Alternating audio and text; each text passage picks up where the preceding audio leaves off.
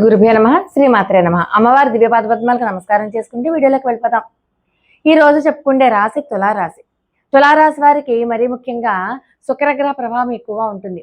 మానసిక శాంతి, సంబంధాలు, ఆర్థిక వ్యవహారాలు, కోర్టు వ్యవహారాలు ఇవన్నీ కూడా ఈ శుక్రగ్రహం మీద ఆధారపడి ఉంటాయి. కాబట్టి దీంట్లో గనక వీళ్ళకి ఏమైనా లోటుపాట్లు ఏమైనా వచ్చినా అలాంటి వాళ్ళకి అంటే దాంపత్యంలో కూడా అన్యోన్య దాంపత్యం లేకపోయినా కూడా శుక్రగ్రహ ప్రభావం వల్లే. అందుకని శుక్రగ్రహ ప్రభావం తగ్గితే ఇవన్నీ కూడా నెగిటివ్ చూపిస్తాయి అన్నమాట. అందుకని వాటికి సంబంధించిన పరిహారాలు ఏంటంటే వీళ్ళు ప్రతి శుక్రవారం కూడా వైట్ డ్రెస్ వేసుకోవడానికి ప్రయత్నం చేయాలి. అలాగే లక్ష్మీదేవి అమ్మవారికి పూజ చేసుకోవడం ప్రతి శుక్రవారం అమ్మవారికి పాలు పంచదార నైవేద్యంగా పెట్టడం అలవాటు చేసుకోవాలి. ఖచ్చితంగా వీళ్ళు ఆవు నేతి దీపారాధన చేయాలి లక్ష్మీదేవికి ప్రతి శుక్రవారం మాత్రమే. మీరు 2 పూటలా చేస్తే చాలా మంచిది. అలాగే తులసి కోటలో కూడా దీపారాధన చేయడం మర్చిపోకూడదు. ఇంట్లో ఎప్పుడు కూడా శుభ్రంగా ఉండేలాగా శుచి శౌచాన్ని పాటించేలా చూసుకోవాలి.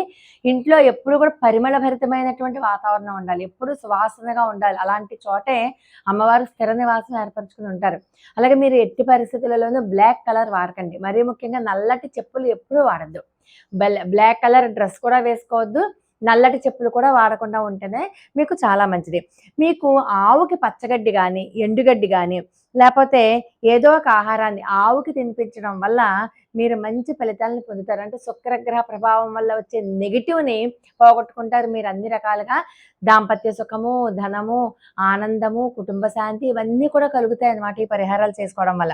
అలాగే ఎక్కడైనా శుక్రగ్రహ ప్రభావం తగ్గాలంటే స్త్రీలను గౌరవించాలి. స్త్రీలను గౌరవిస్తూ వాళ్ళకంటే గౌరవించడం అంటే రోజు దండేసి సాలువ కప్పమని కాదు. వాళ్ళు అగౌరవపరచిన మాటలు మాట్లాడకూడదు. వాళ్ళకి ఏదైనా చిన్న చిన్న సహాయం చేయడం, వాళ్ళు ఏదైనా విషయంలో వెనుకబడి ఉంటే వాళ్ళకి సహాయం చేయడం, స్త్రీలను ఎప్పుడు కూడా నమస్కారం చేసి వాళ్ళని గౌరవప్రదంగా చూడడం, వాళ్ళు ఏదైనా నించుంటే వాళ్ళకి తీసుకొచ్చి కుర్చీ వేయడం ఇలా అన్నమాట. తర్వాత ఎప్పుడైనా సరే అనవసరపు కోపాన్ని కానీ అనవసరపు వాదనలను కానీ అవసరంగా ఉంటే కోపగించుకోండి, కానీ అనవసరంగా మాత్రం ఎవరి మీద కోపగించుకోవద్దు, వాదనలకు దిగద్దు.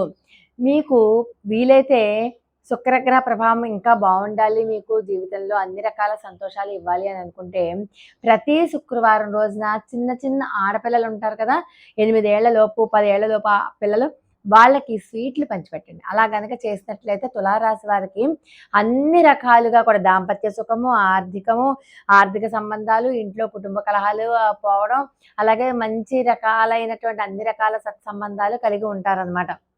దాంతోపాటు ఓం సుం శుక్రాయ నమః, ఓం సుం శుక్రాయ నమః అని మీరు ఖచ్చితంగా 16 సార్లు కానీ 27 సార్లు కానీ 108 సార్లు కానీ జపించండి. సుం శుక్రాయ నమః, ఓం సుం శుక్రాయ నమః. ఇది శుక్రగ్రహ మంత్రం.